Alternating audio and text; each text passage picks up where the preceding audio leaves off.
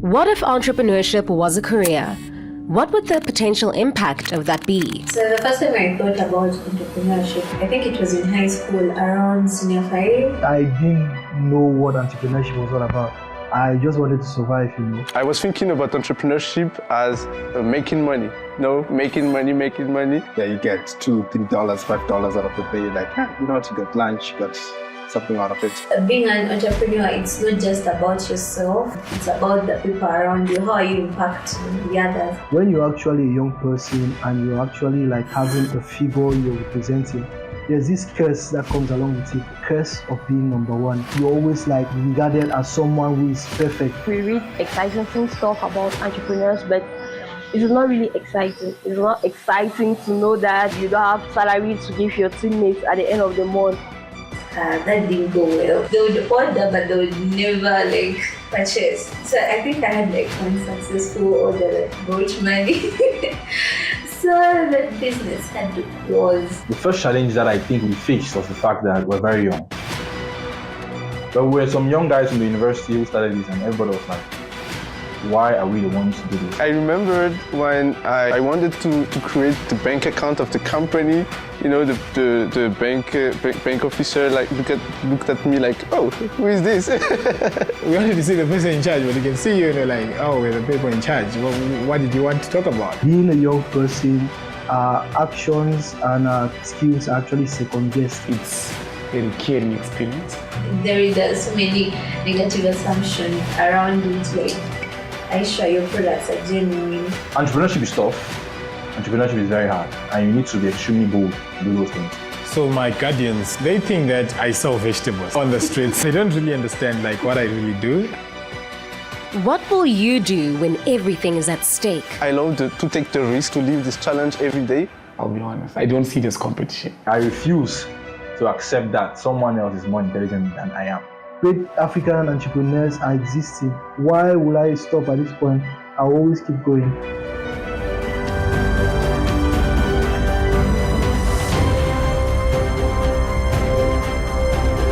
Welcome to The Journey. I'm Didi Onwu, your host for the next few weeks as we follow these change makers.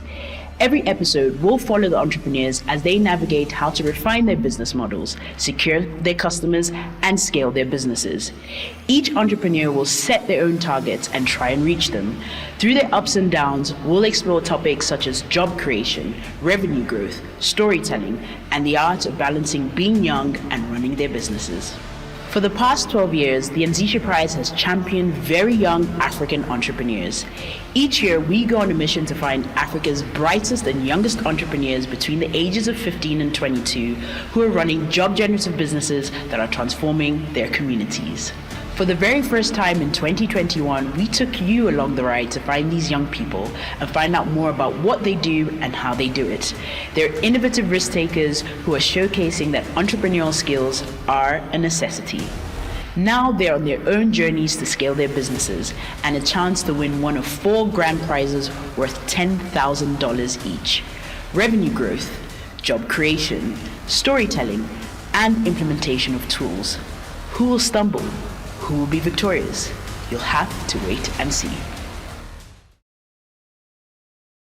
In the last episode, we met Eneyi, Sergio, and Santa, and they shared what it took to start the business, what obstacles they faced, and how they triumphed. Eneyi has her eyes set on the Storytelling Prize, while Sergio and Santa are both competing for the Revenue Growth Prize. This week, we'll meet new entrepreneurs whose stories and journeys are just as inspiring. So stay tuned as we delve deeper into the entrepreneurial landscape of the continent as told by young people. As you know, each entrepreneur is assigned a business coach for the duration of the 3-year fellowship. We found that this is integral in ensuring young entrepreneurs are set up for success. The value that this fellowship program allows them to have is that they're able to slowly work on different functions of their business and improve them so that they scale and they improve their revenue, they improve their job creation, and this allows them to have a consistent and sustainable business. Let us head to Angola and meet Renata Silva, who had no intention of starting a business, but through the help of her parents, she went on to establish RS Clothing.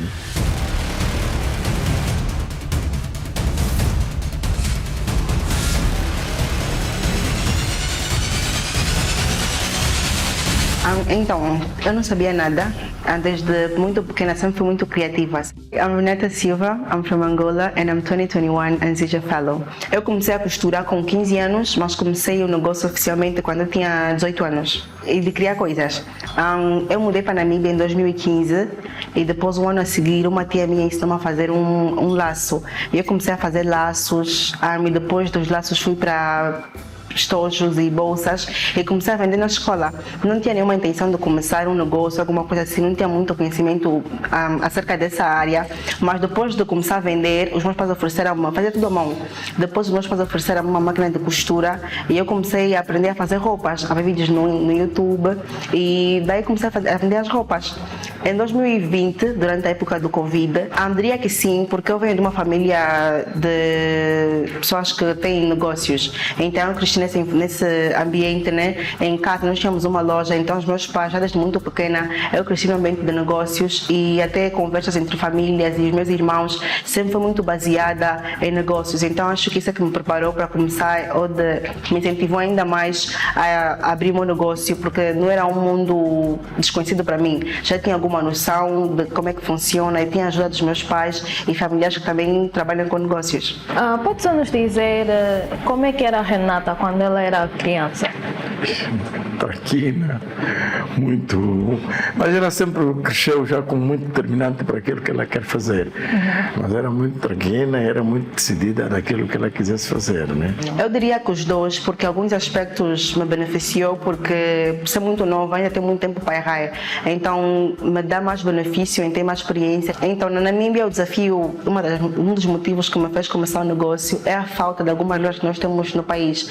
Lojas como a Zara não tem na Namíbia, e lá o mercado procura muito esse tipo de roupas. Então esse foi o desafio que eu encontrei, e a oportunidade também de criar uma marca que fornecesse roupas do mesmo estilo que acho que tem falta.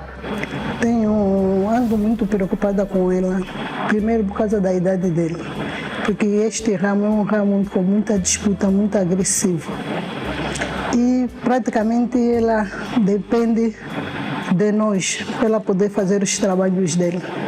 Então eu estou sempre, como é que vão as coisas, Renata? Mamãe precisa de dinheiro para comprar tecido, mamãe tem que fazer isso. Então estou sempre por cima dela, acompanhar os trabalhos dela. Eu julgo que qualquer pai deve deixar o filho seguir o seu sonho, mas também não deve deixá-lo muito à solta, porque mas o mundo é muito agressivo.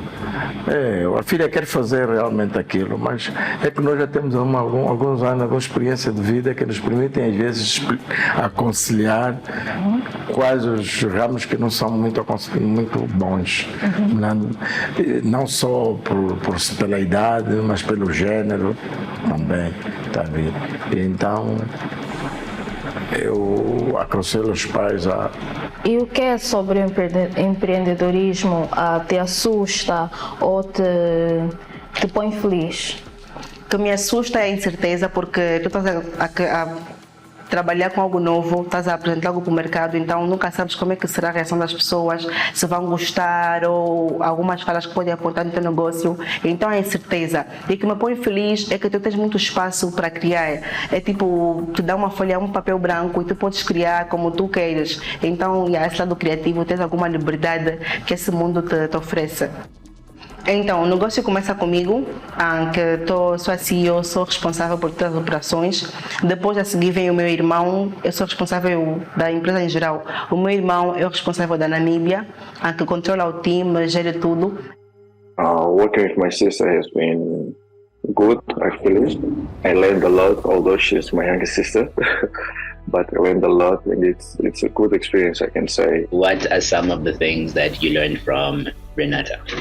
One of the things is to learn to take more risks. I mean, she's very young and she decided to take her own path, which is different from many people, and it's hard for also many young people. And yeah, you will learn a lot about entrepreneurship, doing it physically, although we have a big brother also who has done it. But she's the younger one, which is more difficult because of the age and the adversity is also around. Yeah, so it's quite a good experience actually. Muitas das vezes nós pensamos, ou temos a ideia de que tem um sonho de abrir um negócio ou de começar alguma coisa, mas olho para o mercado e vejo que o mercado está saturado. Só para lembrar que todo mundo tem um diferencial, todo mundo tem algo diferente. Eu posso querer ter uma loja de roupas, de calçados, mesmo que já haja muitas no mercado, tem sempre algo diferente em ti. Então é procurar sempre parar e analisar o que é diferente que eu posso trazer para o mercado. Acreditar em ti sempre, porque muitas vezes ninguém vai fazer isso por ti. Há situações ou momentos que tu vais sentir que não tem apoio de ninguém, não sei o quê, mas seguir o teu coração e a tua intuição. Se achas que é a coisa certa, tipo, go for it. E preferes contratar pessoas mais velhas ou mais novas? Mais novas, definitivamente. As mais novas porque muitas das vezes, eu já passei por isso, eu sei que quão difícil é as pessoas acreditarem em ti. Então, eu estou numa posição que eu tenho como... Eu lembro que a primeira vez que eu tirei dinheiro da empresa, que era para mim, eu fui ao shopping, comi, almocei e fui a Aldo, comprei uma bolsa que eu muito queria. Então, essa foi a primeira vez. Ladies and gentlemen, please put your hands together for RS Clothing. Fico com medo se ela não cumprir com as suas obrigações, porque tem muito disso. Tem compromisso e depois, na hora de entregar o compromisso, falha. Quem no continente tem sido uma inspiração para ti nessa tua jornada como empreendedora? Tem uma estilista nigeriana, que é a Vicky James, que eu gosto muito. Então, ela tem, não só nas redes sociais dela, um vasto número de seguidores. Ela também faz coisas muito lindas. Eu gosto muito da forma que ela balança a vida entre empreendedora e um ser normal, um ser comum. E por último, ela já fez alguma peça de roupa para si? Ando à espera até hoje. Ando à espera até hoje. A moda envolve muito mais do que o que as pessoas veem. O nosso slogan na empresa é muito mais do que vestes. Que isso quer dizer que moda não é só o que eu estou a vestir agora, não representa só, tipo, não é só algo que eu escolhi, peguei e pus, mas tem a ver também com o que eu sou. Eu posso usar, a moda também é usada para expressar emoções, para expressar sentimentos e a minha característica como pessoa. Sobre os 4 grandes prémios, qual é que tu estás mais interessada e porquê? I would say for vlogging, because I do that a lot, and I have my YouTube channel where I share, and also my social media platforms where I share a lot of what happens behind the scenes of what I do, and share with people also what happens, like not only on the orders, but whenever I have any event or anything. So because it's something that I also really like doing, definitely the one for sharing our journey throughout this program. Diga-me, qual é um conselho que tu darias às pessoas que querem ser empreendedores, querem começar um negócio? Não desistir, porque passas por muita coisa que te fazem pensar que talvez não é isso que tens de estar a fazer, ou que talvez não é o teu caminho, mas não desista e procura sempre algo que te diferencia dos outros, no teu produto, no serviço que tu ofereces, algo diferente do que já tem no mercado. For those who have a sibling or even a friend that's doing entrepreneurship, my advice is to always be supportive. Although sometimes it's not always financially, but the moral support, helping ideas, anything you can do, it's very helpful, because sometimes all you need from the people around you is just support, just so you know that you're not alone, and if anything happens, there's someone to help you, to pick you up. O que é que tu queres alcançar como uma empreendedora nesse caminho, nessa caminhada? Quando eu ouço essa pergunta, a melhor forma que eu encontro para descrever é fazer as pessoas imaginarem uma loja também da Zara ou H&M, mas africana e feita por africanos. Então eu gostaria, daqui a alguns anos, as pessoas irem para vários diferentes países da África, como vou para a África do Sul, vou para a Namíbia, vou para Angola, e poder encontrar uma loja e saber que não, essa loja é de uma africana e é feita por africanos, que nesse caso cresceria não só eu como dona ou os funcionários diretamente, mas também poder crescer para a comunidade e ajudar o meu continente, né, africano. We just heard from Renata and how being raised in an entrepreneurial family helped her start her business at a young age. Over in Kenya, Martin Ondiwa reflects on his journey in entrepreneurship and expresses his desire to make a positive impact in the agricultural sector.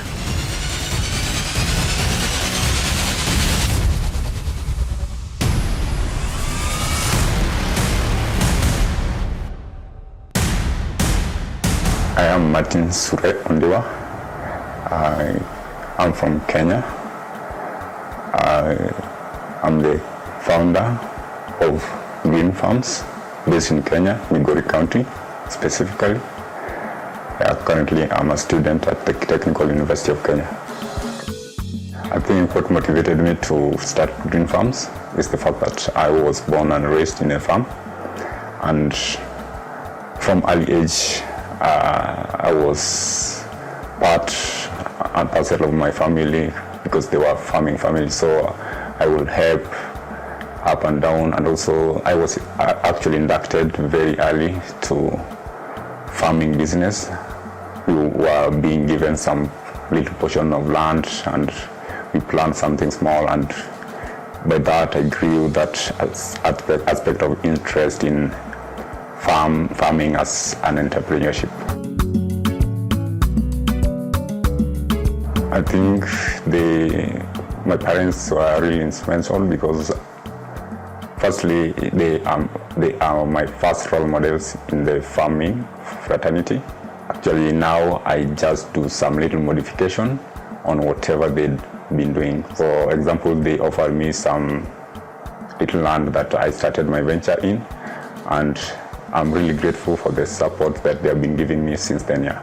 At first, we wanted him to go to school, and that's what we were supporting most, paying his fees and all that. But now, specifically for him, he got so much interested in the farm until we noticed that there's someone here who is different, who is doing things differently. So up to recently we supported. Actually, I've donated some of my farms to him to do his agriculture.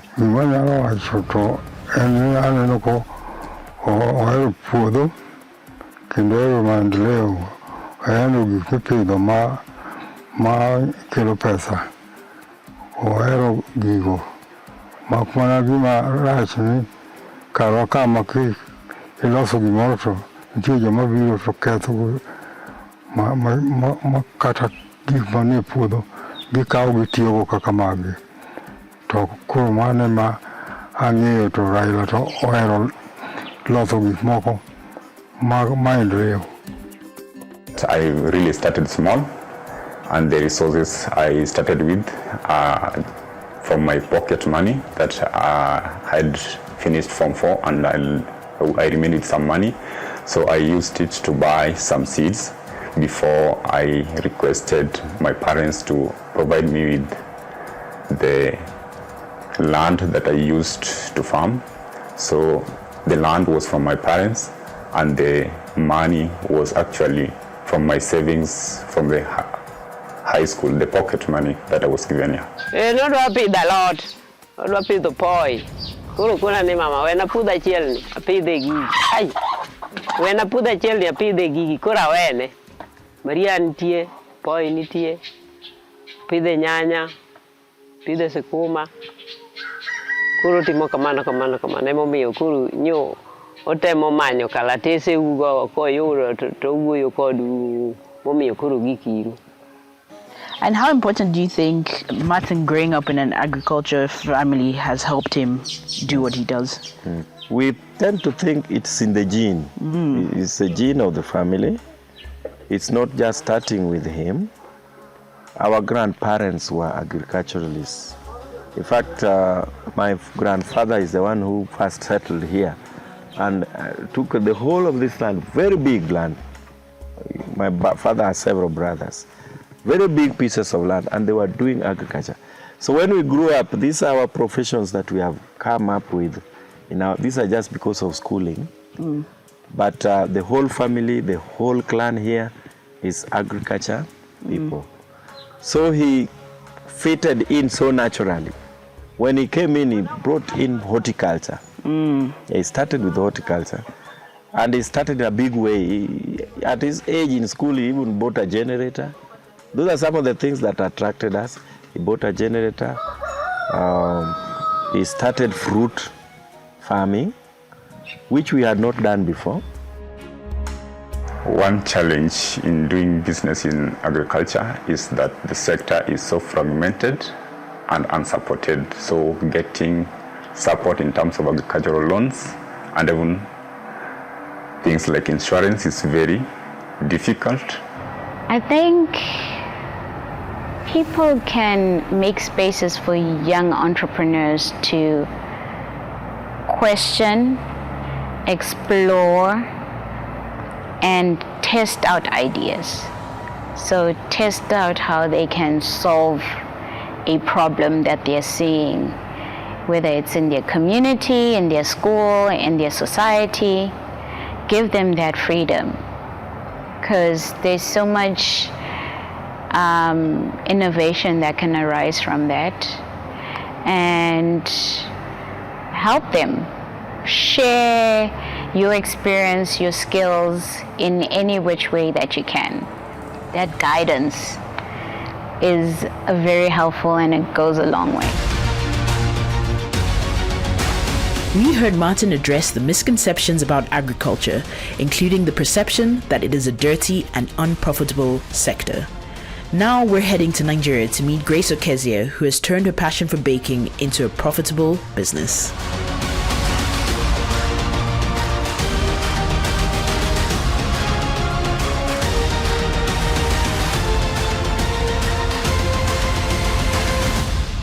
My name is Okezie Grace Adaka, and I'm the CEO of Royal Grace Bakery Company. I started my company in January 2019, and it's been about 3 to 4 years since I started running this business. What motivated me to start Royal Grace Bakery Company was because of basically the passion I had for baking. I love to bake products for family consumption. I didn't know anything about baking before I started. I usually watch YouTube videos, and when I was done watching, I would just try out what I watched, and it turned out to be something nice because I was also adjusting the recipes. I did just follow through everything I want. I didn't plan to do business. As a medical student, I believe the stress alone from being a medical student was enough for me, but then I wanted something different. I just wanted a change.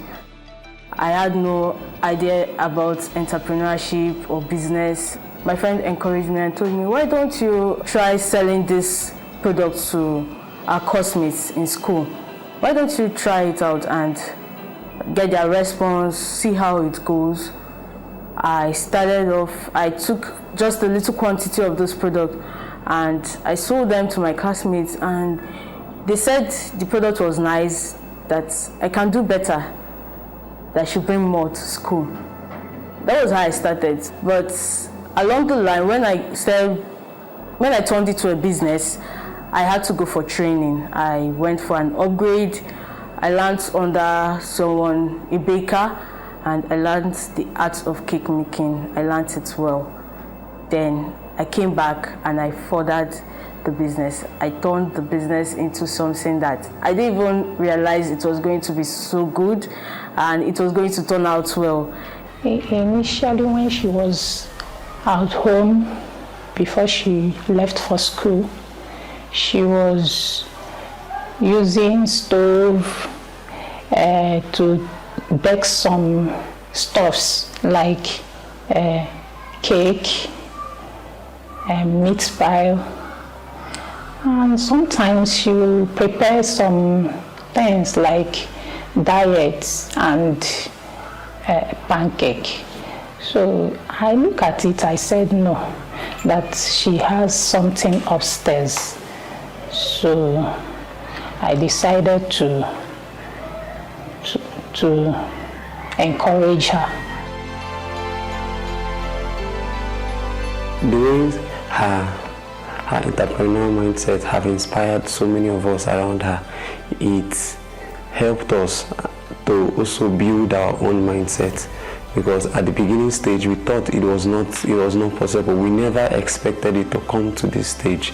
At the beginning we thought it was something that was just going to be so little, but the way she was so committed and so determined to make sure that it grows, it helped us that are around her to also build our own mindset. People around me didn't respond positively to my idea of being an entrepreneur. They said to me, medicine is a good course, you're going to earn so much when you start working. You don't need another stress added to your course. But I had made my decision and I just wanted a change for once. So I continued with the quest to being an entrepreneur. Initially, I look at her as a little child, as a girl, as a girl that is coming up, that she cannot be able to cope in this business because of her educational pursuits. But when I look down, I started appreciating it, that she is a hard-working type.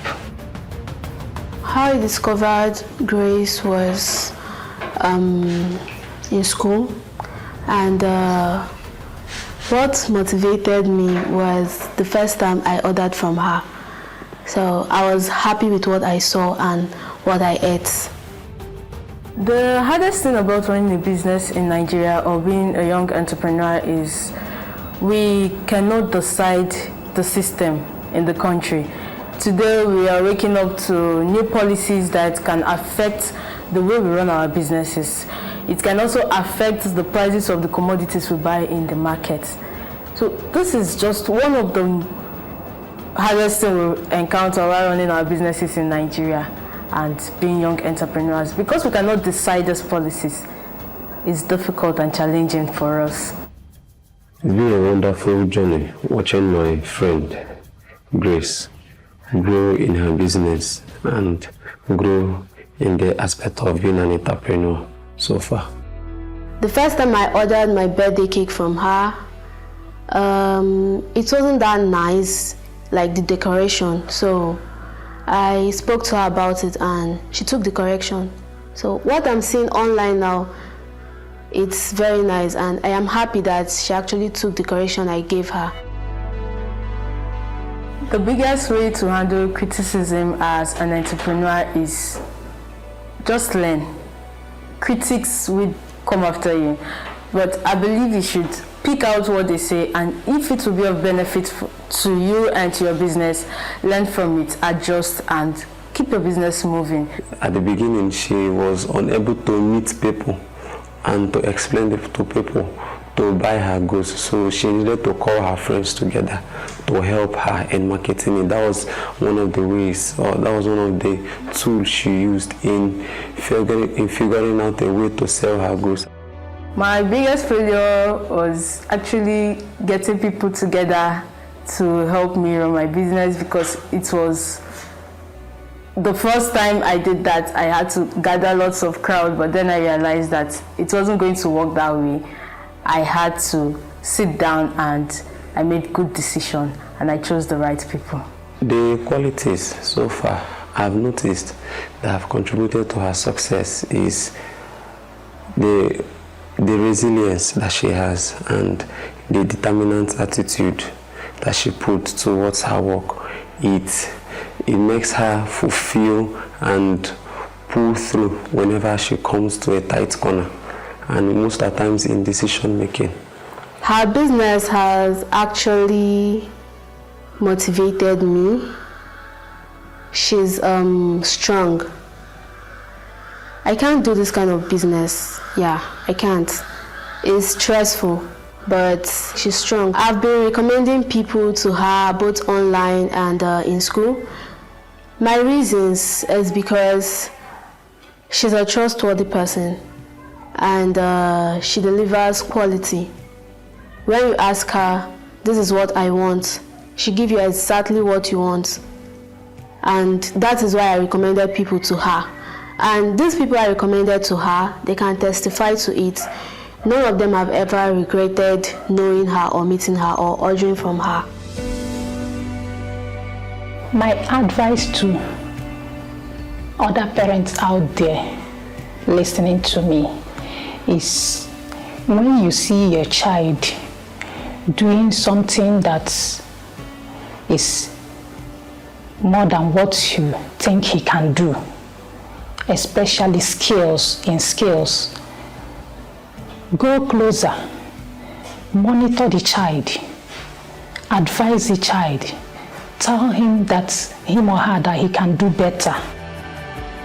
Among the 4 grand prizes of the fellowship, I'm interested in that of the system of delivery because it actually helped me to structure my business in a way that made it shine and it brought light to my business. So that is why I'm interested in that of the system of delivery. My target is to grow my business and set up somewhere that I can do productions and maybe a walking store. And the way I'm going to achieve this is by consistently saving up and working hard to make sure that I achieve it. Each entrepreneur is different and they operate from different contexts. So an entrepreneur in South Africa might be different from an entrepreneur in Zimbabwe or Nigeria, for example. Even if their businesses are similar, their contexts are different. So it's really difficult as a venture partner to coach them through their context if you're not in the country.